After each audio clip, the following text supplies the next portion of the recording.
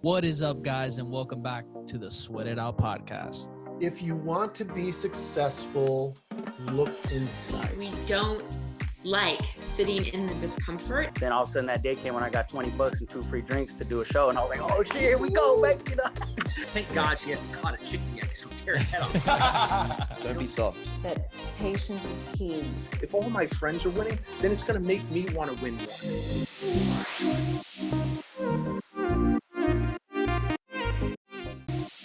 What is up, guys, and welcome back to the Sweat It Out podcast. Today we have a very special guest. Thank God we have one live because it's been a while. Oh, they're the best. They're definitely the best. Today we have a tremendous mentor, entrepreneur, business coach for over 50,000 entrepreneurs. This guy will make you his next millionaire client. He is the world's most disciplined man. Please help us welcome the one and only Craig Ballantyne. What's up, brother? Oh, this is going to be a lot of fun. Thank you, gentlemen. Yeah, we're glad you could come into the studio, man. They're always fun when we can do this. Yeah, man. I mean, Zoom schmoom. You got to get in the person and then bang it out, man. That's the best way to do it. And it's like, and I laugh because we were dying when we said, man, we're going to have somebody in person today. We were so stoked because it's a different energy. Yeah, the energy is different ball game. 100%. So how you been, man? I know you're here in Miami. I know you've been loving here. it. Yeah, we're on the run from Canada and just been down here. And I mean, I've been to events where there's been 150 people. I've been to events where there's been 30 people, 50 people. I just had a couple with 20 people. And it's the same with Zoom meetings versus in-person mastermind meetings. It is 10,000 times better in person. The connections, breaking bread with people, having meals with people, having those side conversations with people, like the side conversations we'll have before and after. You know, I know this podcast is going to be super valuable, but people got to get out there and get back into living and get connecting. Oh, 100%. And it's I just love the fact that now you're starting to see the real people that are like huge advocates of in our space and in the coaching world, that they're not being scared to go out there and do it. You know what I mean? I think that's important, right? People to lead the charge of, like, let's go do these live events. Let's go meet up with people again. Let's actually connect with individuals. Because, right, it always takes a certain group of people to start that, you know, that movement going and actually make people feel like, hey, we want to make sure this. Yeah. Exactly. It's okay because we can't sit at home, you know, hiding forever. It's going to get you. It's going to get you. And so you got to get out there and start living your life again. I mean, we live in a freedom state, so, you know, it's been pretty good for us, I have to say. I mean, you know, for all the shit that DeSantis was getting, like, early in the pandemic, you know, whether it was justified or not, you know, I think he's done a pretty good job, and we've, you know, it seems like people are healthier and happier down here than, you know, you might see in, like, California or even in Canada, right? Yeah, so in Canada, it's surprising in that Toronto has been super hardcore lockdown, like New York State and like California, and I mean, people are miserable there. We have friends that just haven't moved, even though they physically could. They decided not to. And in Vancouver, which is really weird, it's actually been a great place to be for the last year. Pretty open. Gyms have been pretty open. Wow. Restaurants have been pretty open since May of last year. Lower cases, I don't know. I can't explain any of this stuff, but I just think, like, with good common sense, you can go out there and still live a pretty good life and obviously be conservative, but, you know, let's get on with it. Yeah. No, I totally hear you, brother. I totally hear you. And I have a question for you as, you know, part of obviously you coming down here and being in Miami. Was COVID that main driving factor to get you out here? And how was that transition from when COVID did first start? Did it affect your business? And did it force you because of business out here? Or was it more because of, like, just sanity in general that you want to be here? Well, I own a bunch of businesses. So I did own 4 gyms. I now own 2 gyms. 2 of them were in Toronto area, and then 2 of them were in South Carolina area. And we still have 1 in each. So those businesses got hit hard. So anybody that's listening that owns a gym, I feel your pain. I know how hard my business partners worked in those gyms to keep things going in hybrid training and all that stuff. So listen, in the last year, those business partners of mine have gone from like 7.5, 8 out of 10 as a leader to like 11 out of 10 as a leader, and just in their own family and their resilience and relentlessness.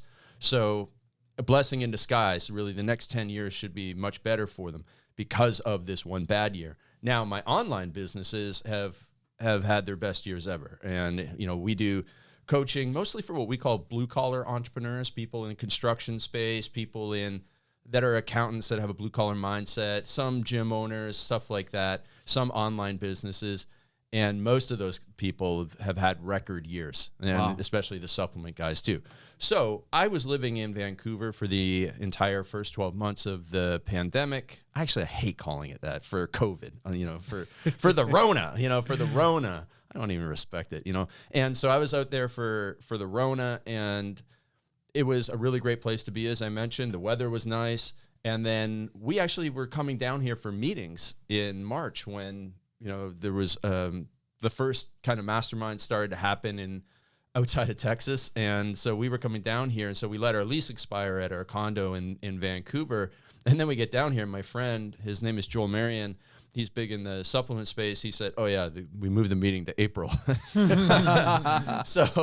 So we were like, oh, yeah, well, we'll just stay another month. And then another month became another month. And then another month is now 2 more months. Because in Canada, for some reason, the infection rate has gotten worse, even though the death rate is down. And so everybody's freaking out up there. And when you go back to Canada, you have to take a COVID test before you get on the flight. Then you have to take a COVID test at the airport. Then you have to go to a hotel and pay to stay there until you get the results of your COVID test. And then you have to go home, and you have to stay in your home for 10 days. So we're not in any rush to go back. That's why I saw Jonathan Goodman. Do you know Jonathan Goodman? Yeah, I saw that they were traveling today, and that they were going home? They were quarantining in a hotel. Yeah. Yeah. I mean, listen, I have voluntarily stayed in a hotel room for 3 days in the past on my own, because I'm just generally introverted by nature, and I was at an event and I didn't actually want to go to the sessions. So I stayed in a hotel room by myself. But when somebody else is telling you to do it, it's a bit of a pain in the butt. But it's very difficult for the average person to travel out internationally, because it cost us $500 on COVID tests alone for me and my fiance to come down here. Now imagine you have a family that just, they've been cooped up in Toronto area, and like you can barely travel around. Like, people give you a hard time. The cops can stop you on the road and ask you what you're doing. Like, that's insane. And so imagine like a person who's like, I've had enough, I want to come down here, and they got a couple of kids, and maybe they want to bring one of their parents. Now they're like looking at $1,000 in COVID tests. A ton. It's really difficult for them. Now, I don't dispute that will probably be helpful, but it is very difficult, and it makes it very difficult for people to move around, and that's unfortunate. So it didn't really drive us down here, although it may have if we had stayed longer, because it was normal until we left, and then it got really bad after we left. But I've heard from a lot of people in a lot of industries. I probably talked to about 300 entrepreneurs a week through communication, and it's been wild to see almost 80% of people I know have had great years. And then anybody I know in restaurants and gyms have just gotten beat down. And it's horrible, because the average person, the person that just has a job and wants to, live and just work, and they've been really hurt hard, and they have no recourse, and it's really frustrating. Yeah, I know. I still have a ton of family in New York State, and very separated from the city, and they hate it just because their lifestyle is so, like, I grew up. I mean, you can go anywhere in the outdoors where I'm from, and they wouldn't even let them. They're like, "Oh, the cops are going to be assholes. They're going to, exactly." And it's like, it's not New York City. They live with completely like those are true blue collar people. Yeah, which, like, my mom's 79 years old and wanted to have some friends over, and she was worried. Like, she's like, "Well, if there's more than 3 cars in the driveway, I don't know what's going to happen." And she's worried about my sister, who's a rule follower, like, getting mad at her the next day. Like, come on, it's just like that. I mean, didn't they like break down some doors in Quebec and they've done that. They've had cops go to churches, like not just 2, 3, but they had 8 cops at this one church, and the pastor just yelled at them until they left. I think I saw that. Actually, that was on social media. But then I think they went back with even more the next time. Man. Yeah, it's crazy. People have just lost all sense of rational action, and like I said, I bust on my sister for being a rule breaker, but like, she and I have completely different approaches to how we've lived our lives in the last 12 months, and You know, we don't egg each other on or anything, but I'm sure she's like doesn't approve of my lifestyle of living, which is bizarre. All I know, man, is that it's like what I see through this whole process of, we want to call it Rona, COVID, pandemic, whatever we want to call it. It's you're seeing really people being tested and their true characters coming out in different ways, and like things changing in our belief systems and the way that we move throughout our daily lives and how we're going to continue moving forward. And I think it's just really fascinating to see like where things are going to head forward. You know, I know it's funny because we always say post-pandemic, but it's just like, when's that going to happen? Yeah, exactly. You know, so there's not like, it's not like there's a scoreboard with the numbers counting down and all of a sudden it's official, because it's all, and like this is now. And again, in the last year, we have seen the acceleration of so much. There's a lot of good stuff that things have accelerated in the last year. Obviously, a lot of bad things. And then, you know, it's just been this human psychology experiment and human science experiment of what, you know, we've done. And I really think, like, you know, I'm 46 years old. I've lived a pretty good life. I don't think we should be sacrificing a 6-year-old's future for a person like me. Like if I was really at risk of coronavirus, I still don't think that, you know, kids should be shut up. Like, listen, that's too bad for me. That's science. That's nature. Like, that's my risk. We can't protect stop kids from interacting with one another. Yeah. Like, oh, it's so detrimental. Do you think there's going to be a big setback on that? 1,000%. I mean, how could there not be? You know, I mean, you've already seen 30% increase in calls of teenagers to suicide hotlines. I mean, right. I have heard. I mean, who knows what? I mean, you being locked in the house with parents arguing. Like, my parents did not have a good marriage, and every time they argued, it left an emotional scar on me. Now you lock people up for 12, 15 months, and, you know, it's difficult to not get upset after you've been locked up with somebody, even if you love them, and it's probably really been hurtful to those kids. Now then you throw in, I'm going to try and get my 6-year-old to sit in front of a Zoom all day. I can't even get a 36-year-old to sit in front of a Zoom for an hour. Some of my clients, like, I mean, I have one client, they have, I trained both the husband and the wife, and they have 4 kids under the age of 5. You know, like, I would try to train him and her while they were on. It was impossible. Right. You know, the wife was always running in and out of the living room, trying to go help them, and then come back outside, train, go back in there, help them, come back. And I'm just like, I just was thanking God. I'm like, thank God I don't have any kids right now. Like, it's insane. It's insane. And then so it's like, but if you're like a single mom with 3 kids at home who are all over the age of 6, and you have to, like, you know, maybe you're a customer service worker, or maybe you're a marketer, maybe you're a lawyer or something, but you can't leave your house and you have to be on Zoom all day, but your kids have to be on Zoom all day. Like, I don't even understand how that could possibly work. And obviously it's not going to work well, which leaves those kids behind. And so now your literacy is being hurt. Now your physical activity is being hurt. We've already got, you know, most young people in North America are not physically able. From what I read, it was like 70% of Americans under the age of 18 are not physically fit enough to join the Marine Corps or something like that. Yeah, not surprising. Yeah, and so like you throw in a year of them playing video games and ordering DoorDash, that ain't gonna help things. Well, and I think that, you know, that kind of brings me to this point, is like, when you are taking the necessary steps to make yourself healthy, right? When you're taking the necessary steps to make sure you have a robust immune system and a healthy gut biome and a healthy mental state, I feel like you're able to your point, kind of go through that process of rationality a little easier, right? And make a more clear, concise decision and take action on that, as compared to just being fearful of the potential that even might be very minimal, but it's still a potential. You know, they're like, oh, well, you might pass it to your loved one. Yeah. It's like, oh, well, I haven't seen my grandparents in years, so I doubt it. Yeah, right. You know? Like, I think the biggest thing to consider when it comes to somebody's diet about them in the Rona is their media diet. If you watch CNN And sometimes it's on at the gym that I go to. I go to Anatomy here. It's a fantastic Shout out gym. Mark Shout Magna. out Mark. Yeah, man. Yeah, I mean, that I used guy- to teach group fitness there on the one on South Beach a long time ago. Dude, that guy is a legend. That facility is legendary. I go to the Midtown one Oh, now. it's that one's beautiful. It That really one's is beautiful. great. They're opening up They're- one in the Grove. and Coconut Yeah, Grove. yeah, that's right. So shout out to him for sure.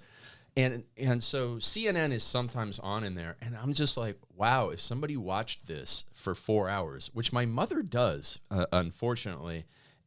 Fortunately, she's not terrified of it, but I could see how it would terrify people of so many things. And it's like, you'd be like, I can't do this stuff, because you'd also fear the shame of doing things. And I'll tell you what, if that's you or someone that you know, you probably think no one's out there living their life. But I've been, in the last 4 weeks, I've been in Miami, Tampa, Denver, Vegas, California, and I think that's it. No, Nashville as well. And I mean, Nashville and Vegas are pretty hopping. And the Denver airport, I lived in Denver for a year and a half, and I had never seen the airport as busy as it was on Easter Sunday. I mean, Okay. the lineup actually is a Saturday, because the lineup. They're the biggest airport too, right? It's a big airport. Yeah. Yeah. I think they're- Atlanta's a big. I'm saying, I know Atlanta in traffic, but I think in size, I think Denver's. Well, Denver's the airport that's furthest away from downtown. It's like It's I don't understand. yeah, it's in I don't- the middle of I have nowhere. family over there, so It's in the lived there middle for of 7 nowhere, years. man. And you think, like, I can have 2 naps on the way to the airport sometimes. And it's like, you wake up from one and you're like, oh man, I'm halfway there. I guess I'll go back to sleep. But it was on a Saturday, and I mean, the lineup at Chick-fil-A was like, that's how I know it wasn't a Sunday, because Chick-fil-A was open. But the lineup for Chick-fil-A was 6 like lines deep. And the lineup for the train was greater than ever. And again, I lived there, and I went through that airport probably 50 times in a 15-month span, and it was busier than ever. So there are people out there living their lives, and you know, some people were more cautious than others. But you know, we've been traveling ever since March 1st of last year. We've probably been on 20 flights, and we fortunately haven't got sick. We've, you know, tested multiple times for events and stuff like that. And we were even in South Beach during spring break, walking up Love Ocean. Oh, you Ocean should Drive. have hit me up. If I would have known, we could have joined the riots. Man, we were just like, wow, this is America. You know, we are Canadians in America, so we can kind of get away with some observations, you know.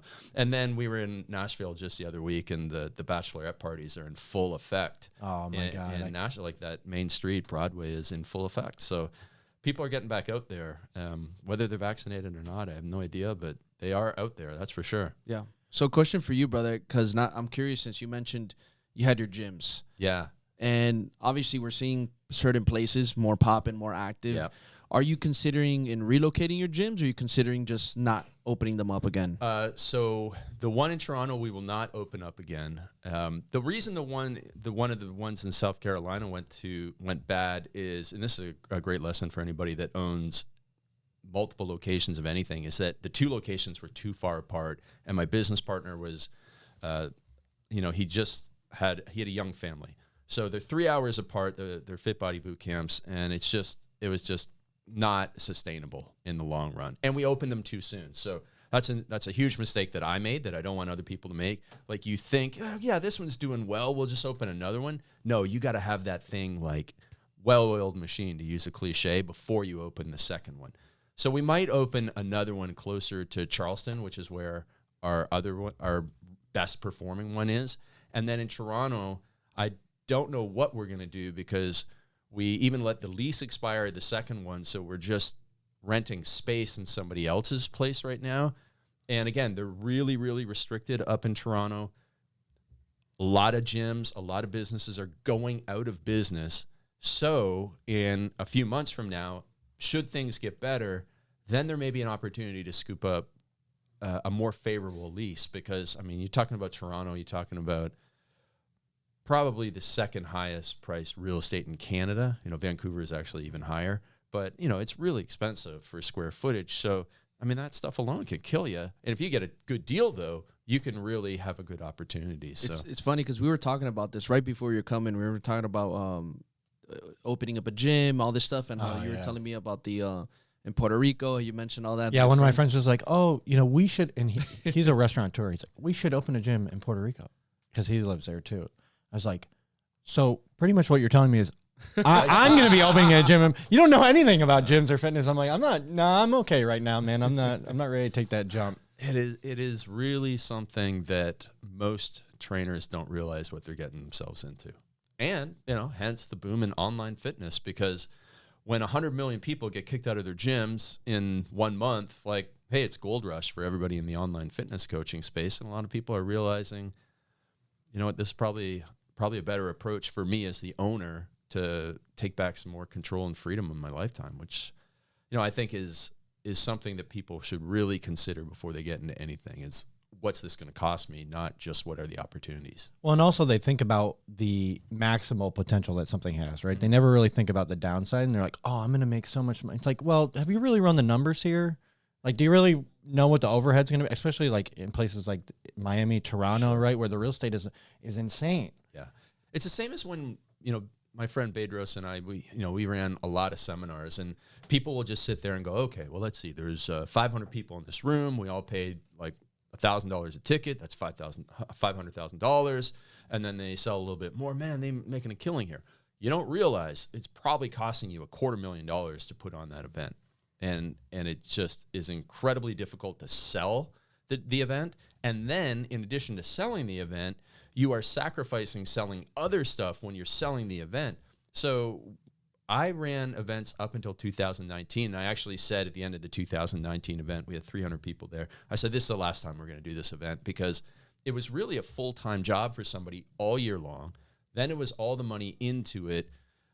Man, it's a, gyms, live events, restaurants. It's a tough game. Yeah. And you really have to have the systems in place. And then you also have to be the type of person who's not overly sensitive to the turnover. The turnover in the fitness industry, as you guys know, is we worked at Equinox. We know better than anybody. Turnover was insane. I saw thousands of trainers come and go in the managers too, not just trainers. Tons of managers. Yeah, so it's unfortunate. And so once you accept what game you're going to play, then you have a better headset about it. But it's like telling somebody like who's never heard of football and saying, hey, come on, we're going to go play a game. And then in having them join a game of tackle football and them not knowing and then like getting ran over by somebody, they're going to hey, that's not fair. It's like, well, no, that's how it's played. And it's like, oh, well, I didn't know that. And it's like, that's how a lot of gym owners, because oftentimes they're trainers in a successful gym. And they're doing the numbers in their head, and they're like, well, I'm getting paid, this much money, and all the other trainers are getting paid this much money, but the gym's keeping this much money. Like, man, they must be making a ton of money. Mm-hmm. And they don't know all the other things that go into the headaches. Right. Yeah, like how much money did they put into knocking the walls down and putting the bathrooms in and all that sort of stuff. Like people just don't do those calculations. Well, and also people think like, oh, well, I'm selling like the system I have. It's like, well, maybe you're selling memberships, and like that's a whole nother animal right there. If you're in like that type of gym space where, like Equinox, you're there to sell memberships. That's what drives the needle there. It's like, that's a difficult game in itself. It's like, how do you convince people that like $150 to $250 a month is worth it? Especially now with the amenities closed, right. A lot of places still needing to wear masks inside of there. I mean, luckily they got rid of that here. Yeah. But one other thing is that I've always been fascinated by fitness professionals because they will do one of the hardest things in the world, and then they have difficulty with one of the things that isn't as hard. And so what I mean by that is because the one thing that they won't do that's not that hard stops them from having a successful business, because a lot of trainers go and open up their gym and they struggle at sales, right? But then I go and speak at Fitness Business Summit, and I look out in the crowd and I go, I bet you half of these people have dieted down to single-digit body fat, stepped on stage in their underwear in front of a couple hundred strangers and let them be judged. And yet those same people, when it comes to asking for money, in their business are too scared of the rejection. It was just so fascinating that somebody can be so strong in an area. Like, it takes way more discipline to diet to single-digit body fat than it does to say, Mrs. Jones, do you want option A or option B? And I don't know, it's because they didn't know how to phrase it properly, or they were just fearful of the rejection, or what. But so many businesses, so many gyms and businesses in general fail because they are fearing that rejection of sales, and online fitness coaches too. Yeah, I mean, that definitely comes into my. I mean, even now, like, comes into my mind a lot with my online business. Like, oh, am I asking for too much money? Am I, and then I have to remind myself, like, no, fuck that. Like, you're here for a reason. Right. These people got in this call with you because you know what you're doing. Yeah. Like, whether or not they want to actually finally take that step or not is a kind of a dance that you have to play with them. But that doesn't mean that I need to lower my price. No. And it's also every single sales call, sales interaction is an experiment. Okay. If I got the wrong result, what did I do? Was it really just the price, or did I not do a good enough job at the start of the sales call finding out what the real problem was? Or did I not do a good enough job explaining what the benefits were of the program, or how it would be delivered? Were they clear on how this online training was going to work? Did they find it too intimidating? Did they think to themselves, because there's a list of objections. One, that people don't think that it works in general. Two, they don't think that it works for people like them. Or three, they don't think that it will work for them because of some fault on their side. And most trainers only focus on the first objection. No, this works.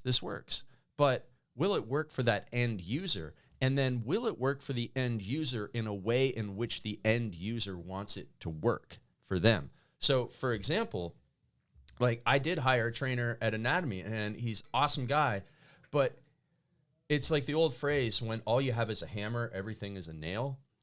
I don't want high-intensity fat loss training. I don't need high-intensity fat loss training. I don't want to sweat anymore. I spent 15 years making workout videos on the internet. I have sweated enough, even though I'm on the Sweat It Out podcast.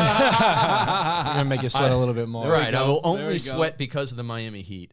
And so I want to go in there and get a great strength training workout and have someone work on my form, because I'm 46 years old and I played bought a lot of sports and lifted weights improperly when I was younger.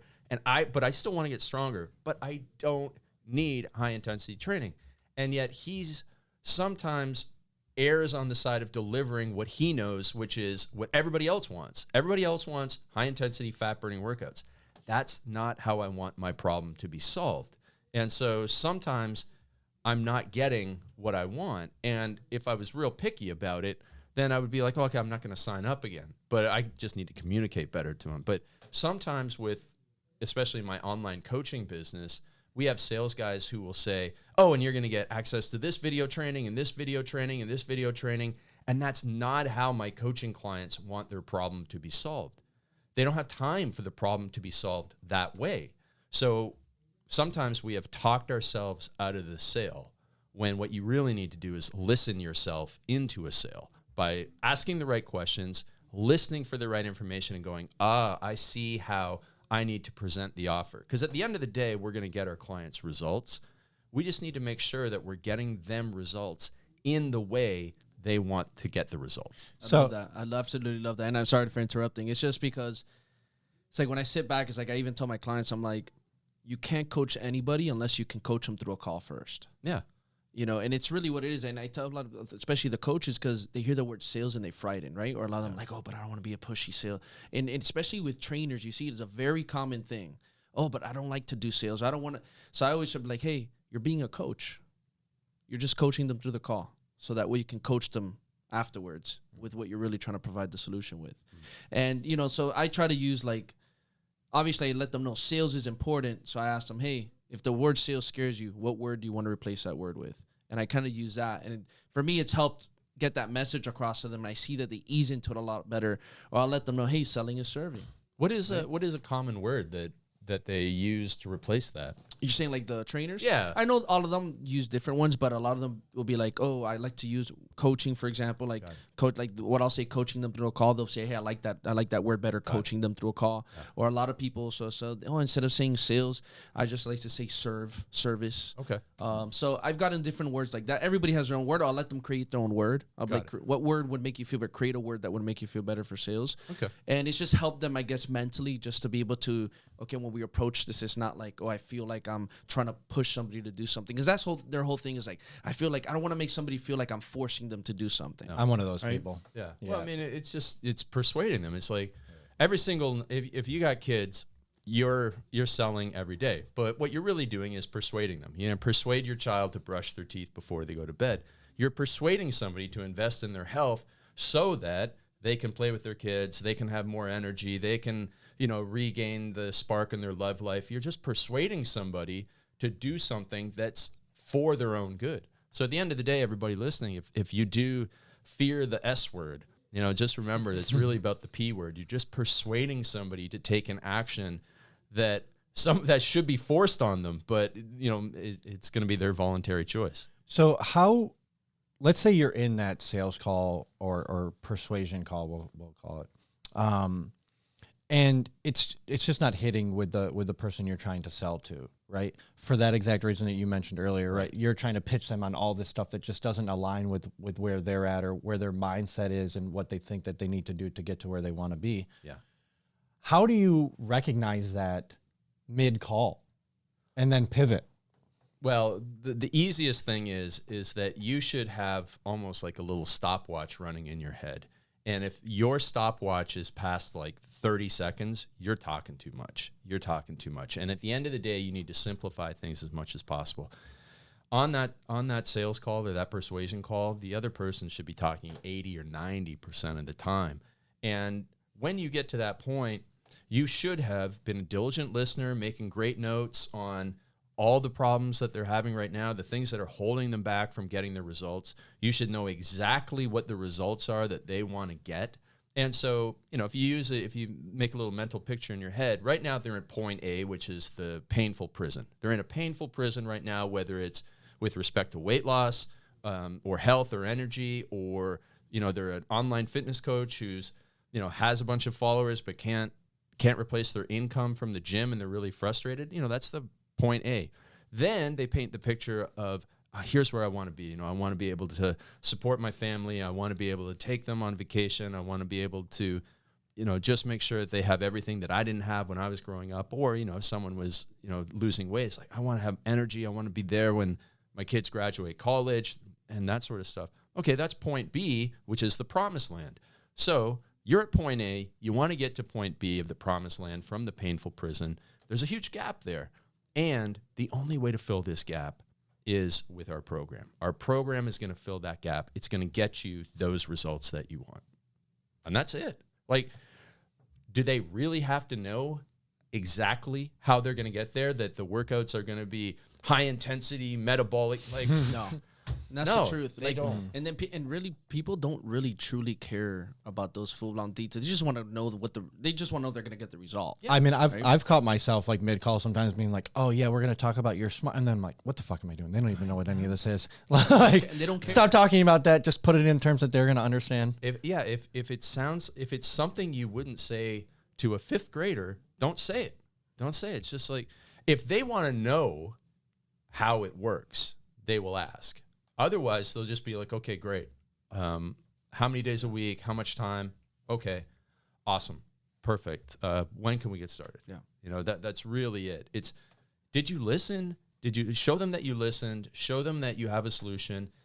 Show them, probably more important than telling them what they're going to get, show them that you've helped somebody as close as possible to them. Yeah. And that's why the more success stories you have with handy notes, and you should be prepared in advance. Like, oh, I'm getting on the phone with Tammy. She's 38-year-old pediatric nurse. Great. Well, that reminds me of, 41-year-old Claire. She was an oncology nurse. She had, 3.1 kids. Tammy only has 1.7 kids. Great. So we can, when she says, well, I have 1.7 kids, I'm like, oh, well, meet, Claire, she had 3.1 kids. So, if she can do it, you can do it.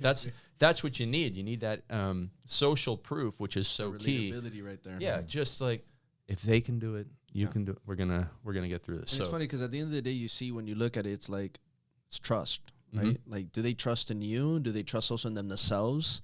I think that's the biggest one, though, right? It's like trust more than trust in you, because I feel like most people wouldn't hop on that call with you and spend that hour or 30 minutes, whatever it is, if they didn't have some relative trust in you. I feel like it's a lot more internalized than even we make it out to be. If you do a good job with your social media, you know, if you do a good job with your podcast, if you do a good job with whatever it is that you're putting out there, your email marketing, you should have a pretty good amount of trust.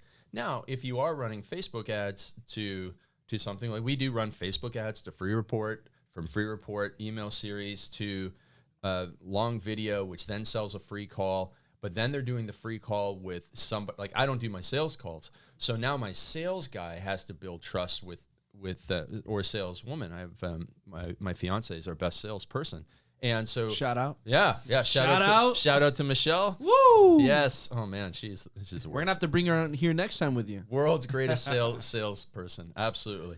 And she'd love to be here. And so real quick, there's always something about having a woman salesperson on the I was gonna say, I feel like women are much better salespeople. And yeah, across the board than us. Probably truly. Do you think we're just too aggressive? We're just like, just buy it already. yeah, come on. It's this. Yeah. And so, you know, she showed our guys how to build that trust at first, because the person, like you said, that was really good insight that you had. The person has to trust themselves. They have to trust the program. They have to trust the company, or, you know, the person who designed the program. But then they also have to trust the person on the call with them. If it's just you and your business and you generated the lead through your social media, chances are the trust will be pretty high already.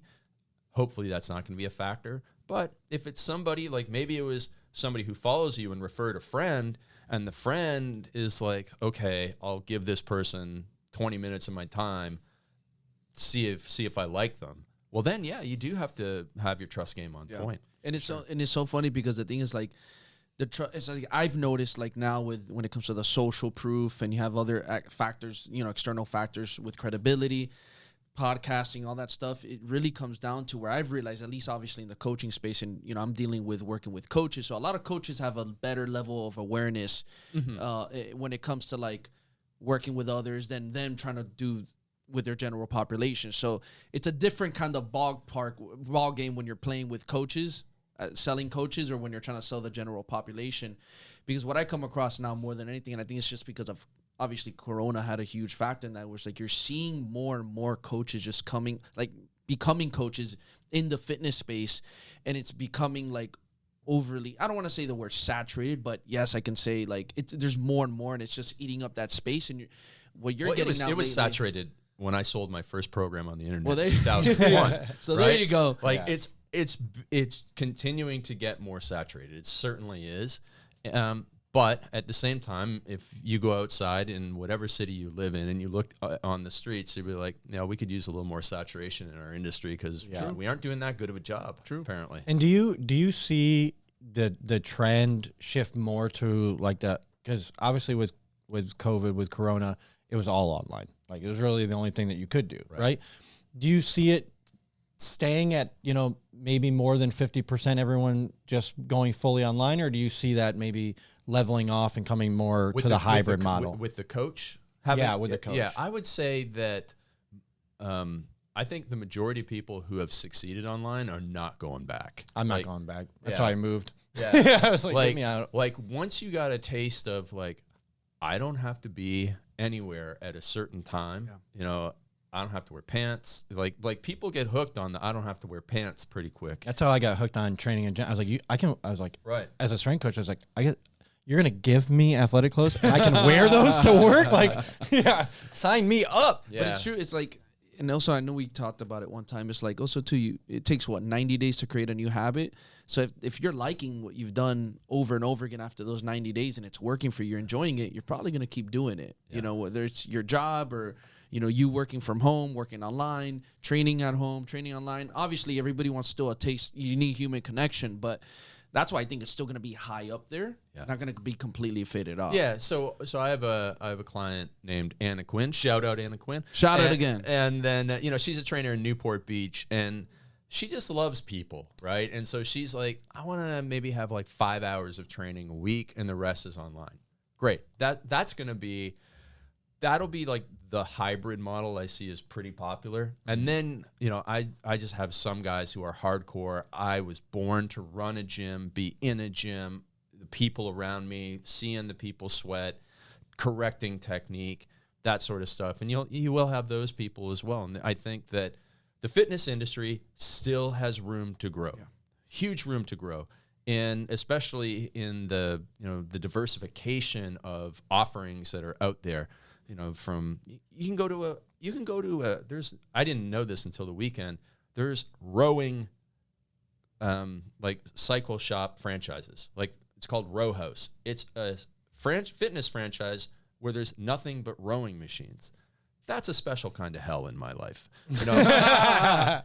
Agreed. You could not pay me if that was the Mark only Mark type. is a I was huge gonna say Mark is a Magna's huge about rower to friend. get his own I franchise. know, that's right. That's right. And the skier, I watched him do the skier for 60 minutes one time. I was like, I'm gonna fucking throw up. I didn't even work out. I just stared at him. Forget that. In that pain cave on South Beach. loves it.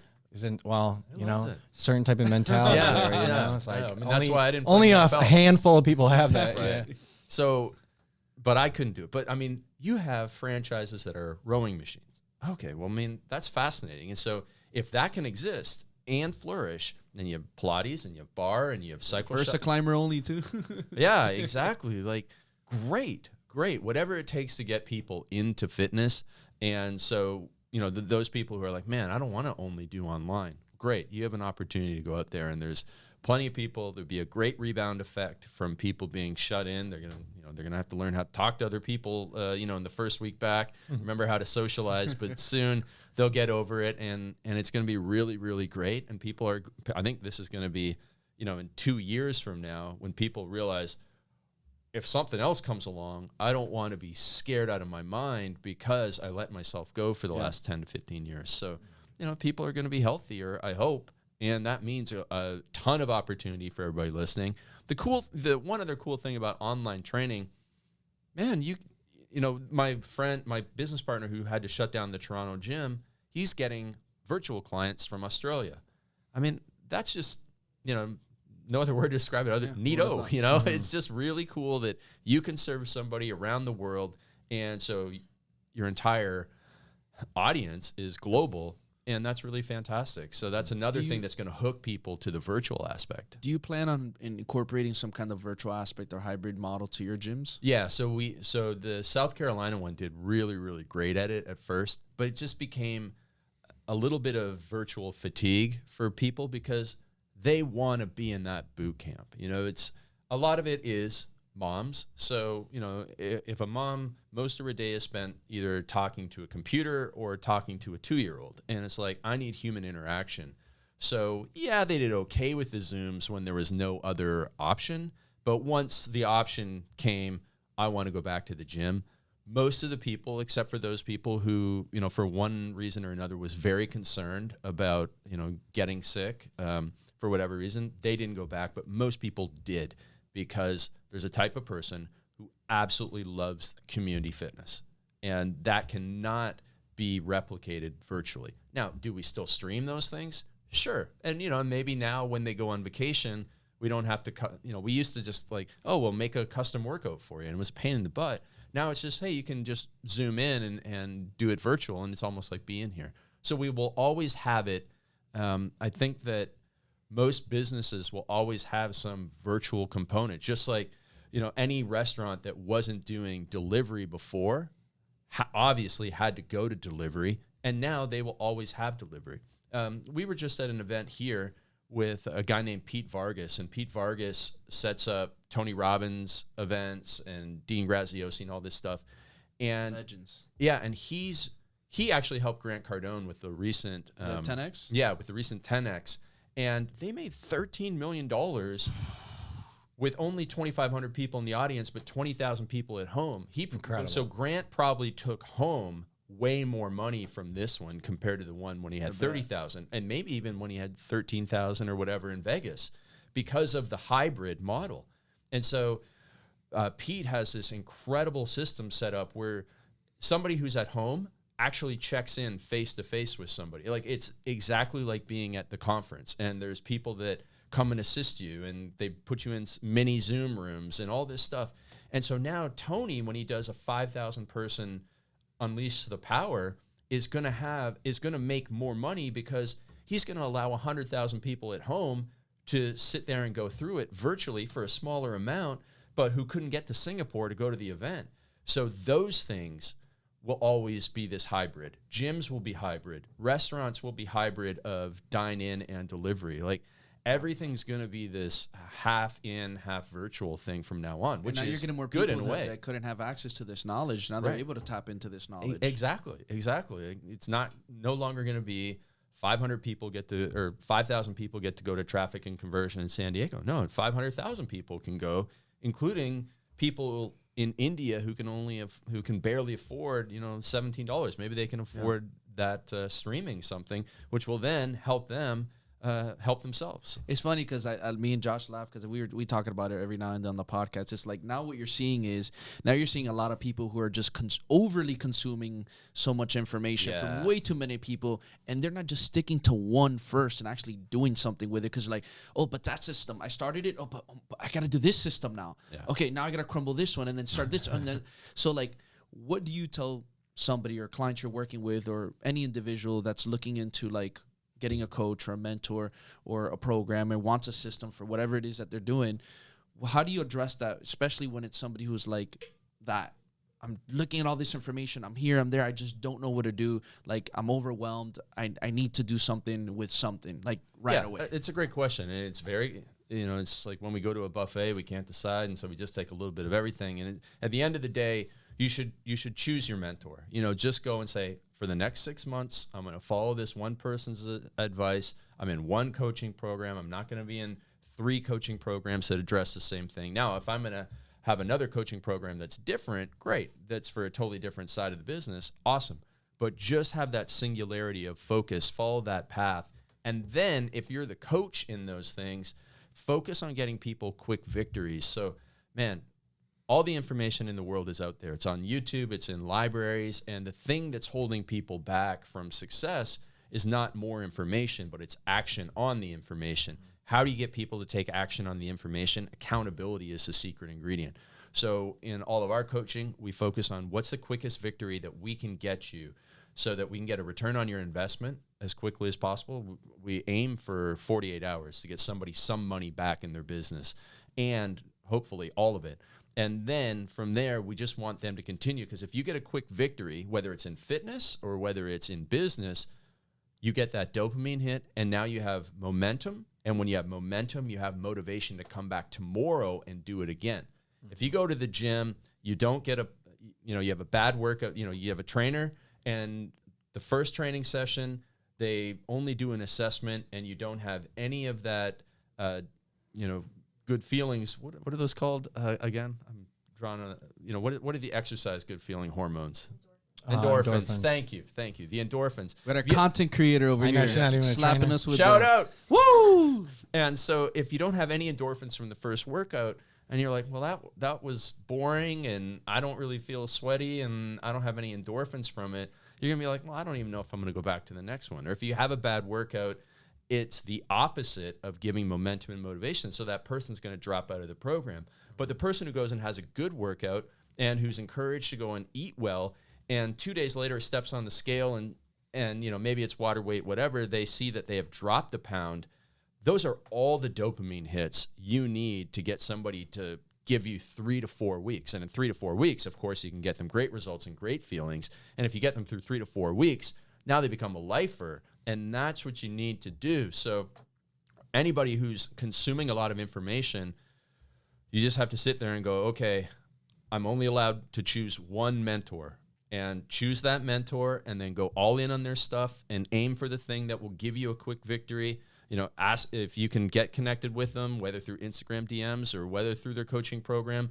Ask them for how can I get the fastest results so that I have the confidence to stick to this, and then do that for the next 6 months. Most coaches are going to get you to the end result. But if, it's like when I was doing fitness coaching, I always said every diet will work. It's just the person doesn't work. Now you got to find the right diet for your mindset and for your beliefs and for your schedule. But you put anybody on a diet and you get them to actually stick to it, almost any of these things will work. And it's the same with a coach. You know, if a coach has been around for 10 years, the coach has been around for 10 years because the system works. So commit to it, follow it. And, you know, after 6 months, you know, you can say, is this going fast enough, or am I having enough fun, or do I want to switch over? But that's the secret there. Oh, 100%. And I think too, you know, adding on to that is, you talked about taking action, but then also, you know, understanding that you need to assess what that action actually brought to the table. And then, do I have to revise it, or should I just continue down that path? Yeah, I read a great quote from Elon Musk today, and he said, you know, the speed of iteration is everything in his companies. And what that means is he encourages his team members to go through feedback loops as quickly as possible. So come up with idea, build idea, test idea. If you do that every single day, man, you get 365 days, you get 365 experiments. So you're going to get better. It's like if you only do it one sales call per week, are you really going to get good at sales? No, you got to do 2 or 3 per day, including role plays with friends if you can't really book sales calls.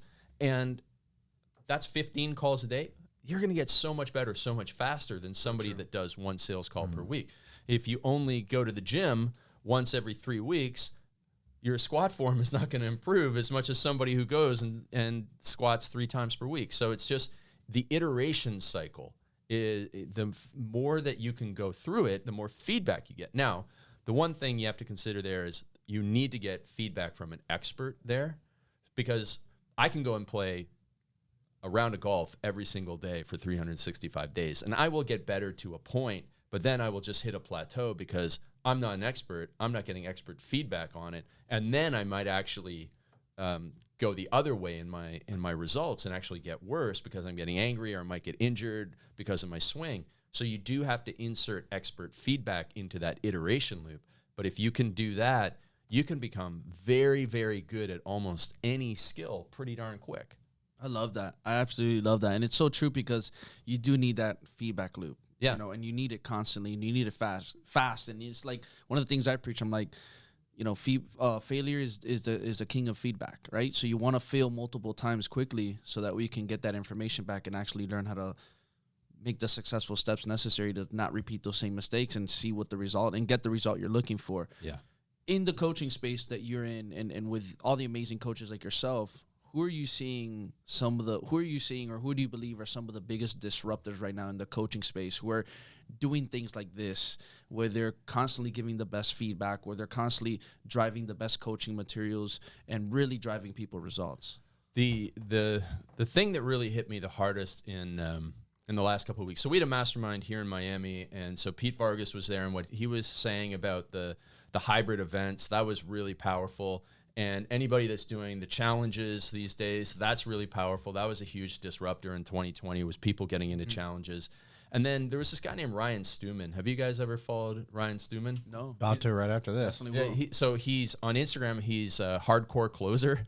He's a Texan. So you know Love that. That's what you're gonna get. Hardcore. Yeah. And so you know he's one of those bad guys gone good. You know, had that path, and you know, from jail, and kind of turned his life around and everything. And he said in his coaching program, what keeps people for a long time is that they don't just coach on growing your business, but they bring in experts on, and the traffic and funnels guy, Taylor Welsh and Chris Evans do this really Taylor well. Welsh is great. Yeah, so they teach their clients not just to make money, but to invest the money, how to keep the money, you know, tax strategies to keep the money, all legal, of course. And then also like, He's like, let me put that out there. yeah, I mean, listen, there's tax strategies that aren't legal, and there's tax strategies that are.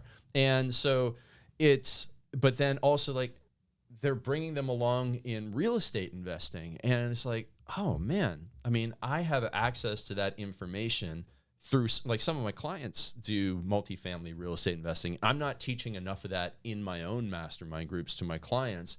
And now I'm making it aware, and I'm matching my coaching clients with some of my other coaching, like my entrepreneur coaching clients who have supplement companies and who have great cash flow, and he's got, well, I don't know where to put my money, and now I'm introducing it to some other people in the group.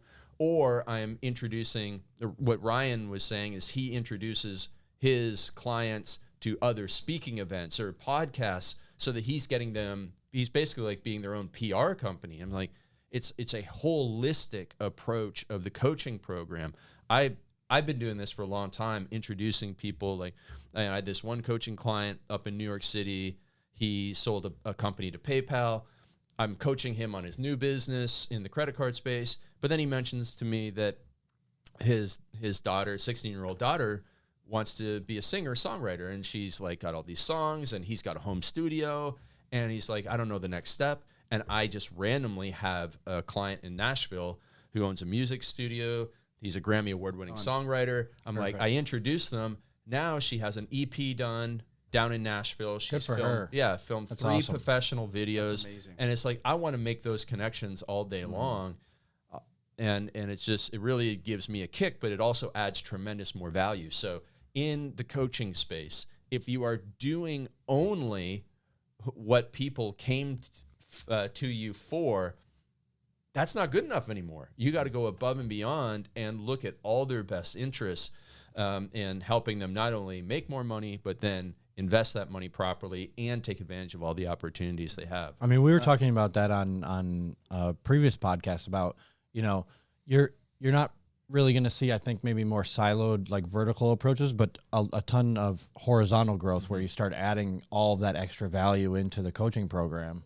Right, because these otherwise your successful clients are out there looking for, man, I got to go and find a wealth advisor. I got to go and find, you know, I'm gonna Crypto advice. Yeah, like, you know, what do I do with my money? And we actually have experts that come on and talk about that stuff. And it's like, I don't even know how to get started. Or should I go out and buy a single family home and go down that horrible path of like managing 12 homes? Or, you know, what do I do? And so they're either out there on their own wasting time and energy, or you can almost have like a concierge service where you bring that stuff in.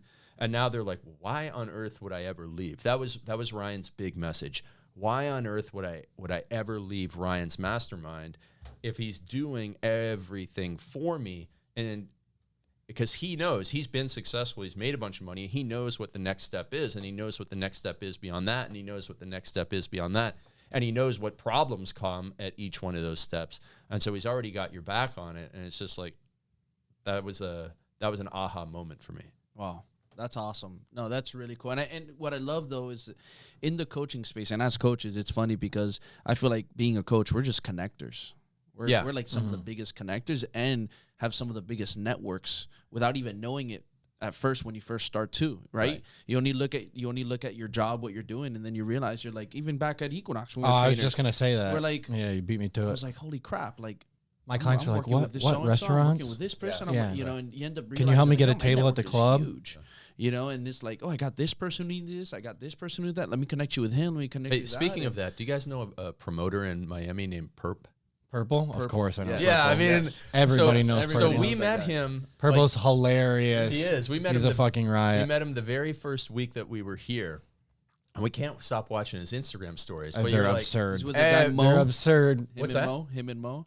Not Mo. Well, there's Mo Garcia. I know the other person I know is Mr. Miami. I met that. Oh, guy. Mr. Oh, Miami yeah. too. Yeah. Yeah. And I it's just- used to train a lot of the VPs that live. They're not there anymore, obviously. This guy was this guy's the nightlight club, the plug. There you this go, guy man. right here. It's Well, you just- live on South Beach for 6 years. You're gonna meet a couple of people. Exactly, and that's the great thing. And so, you know, but going back to that connection thing, I was very introverted 20 years ago, and yet I still built a massive network through an email newsletter interview series that I had. So this is before podcasts. This is like literally 2001. Wow.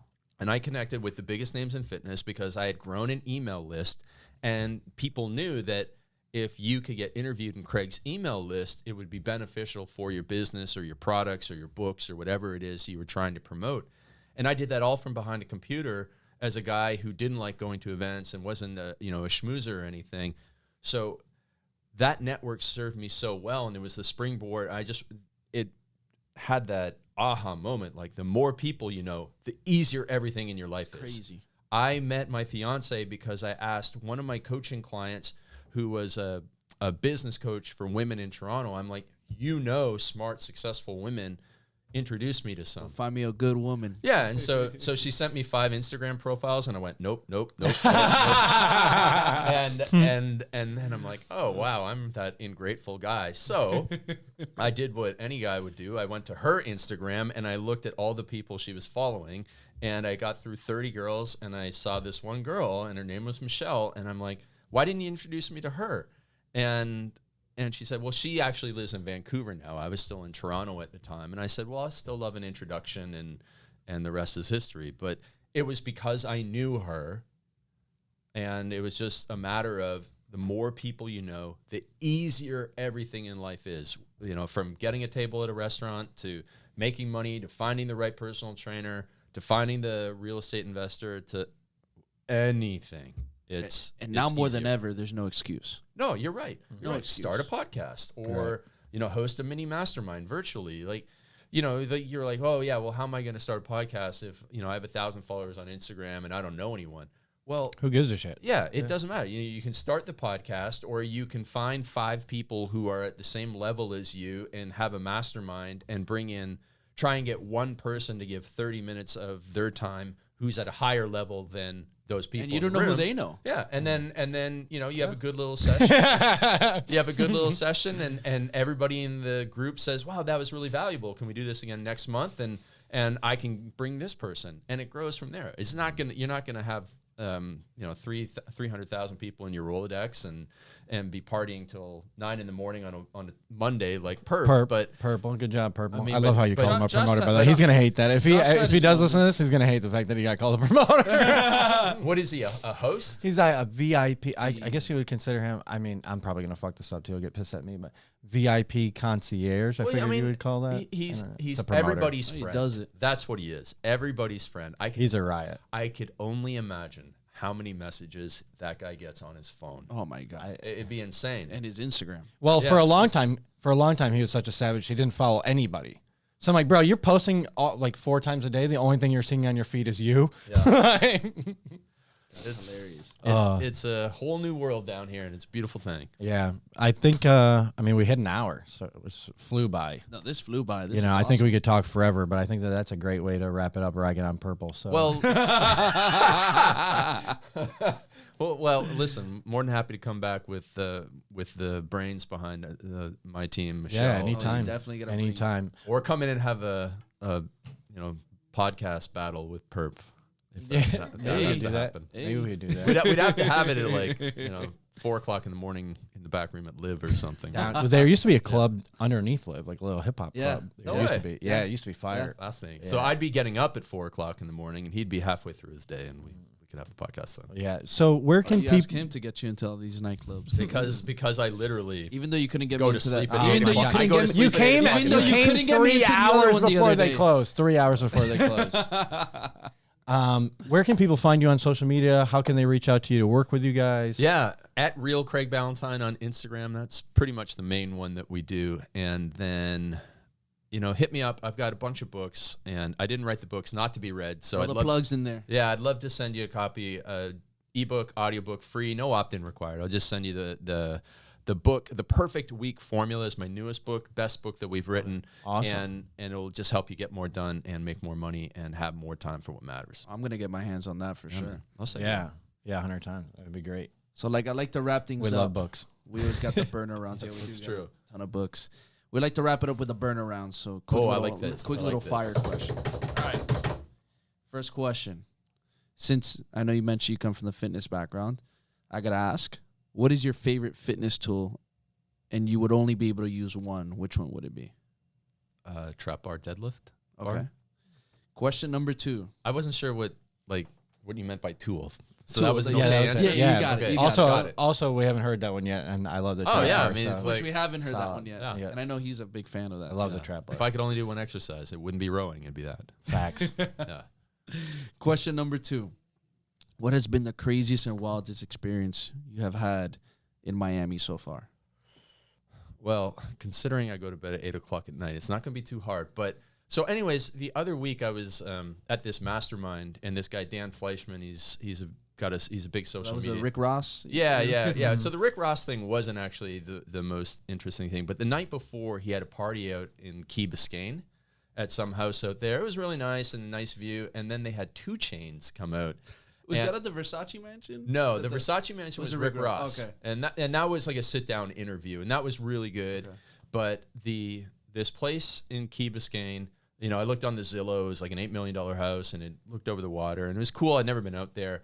And then 2 Chainz came out, and you gotta love Miami. I'm not a hip hop fan, but you know, I think I had heard one of his songs, and it was just a whole bunch of awkward, you know, my age rich white guys dancing around 2 Chainz, and it was just like funny, like them all getting selfies with them. And anyways, so that was. I mean, I was out till 11:30 that night, which is the latest I've been out probably in 3 to 4 years. Wow. Yeah.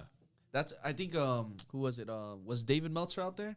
David Meltzer is. I met him the day group, before. Yeah. We linked up the day before, and then I know I think Kent was out there too. Yeah, Kent was there, and I think Jim Quick. You know who Jim Quick? Yeah, he was there, but I think he was listening to an audiobook off in the back 2 corner. Chainz was yeah. It was like, that's what hilarious. is he doing? He's just back in the corner with his AirPods, and he's like, maybe he had 2 Chainz playing on. Yeah, so maybe. He's like, is he gonna miss a? Yeah. Is he gonna miss a lyric? Yeah, yeah. Jim Quick spoke at that mastermind, and it was fantastic. He really, he's a brilliant mind. Power of the minds, right Yeah. there. All right, next question. Well, actually, final question. What is the biggest piece of advice you can leave off to our listeners today in one sentence? Get connected with Perp. No. The best piece of advice. Well, I mean, honestly, that's funny. I mean, Perp is the model, and so everybody listening, you guys, what are you talking about? You just have to look up. You gotta Perp. be Perp in on Miami to Instagram. know Purple. But we'll drop the little link. So in there. he knows everybody, and everybody knows him, and everybody knows that when you know him, you have a great time, and the great time is what people are seeking when they go to him. Therefore, and this is one sentence. Therefore, become connected and deliver greatness to everybody who gets connected with you, and then your life will become easy when you help more people. What did Zig Ziglar say? You'll get everything you want if you help everyone else get what they want, or something like that. So Zig had it before Perp. Boom, man. What a great way to end it. Thank you so much, Craig, for appreciate coming you, in the brother. studio. We really is fun. appreciate it. Guys, you heard it from the legend himself, Craig Ballantyne. Whew. What a legendary episode this was. If you guys want to follow Craig, make sure you go to the real Craig Ballantyne. Real Craig Ballantyne. Real deal. Make sure you guys check out his masterminds, everything he's got going on. Phenomenal stuff. And if you love the episode, you love what we got going on with the pod, make sure you leave a rating and review. Make sure you subscribe. Helps us out a lot. We appreciate you all. Until next time.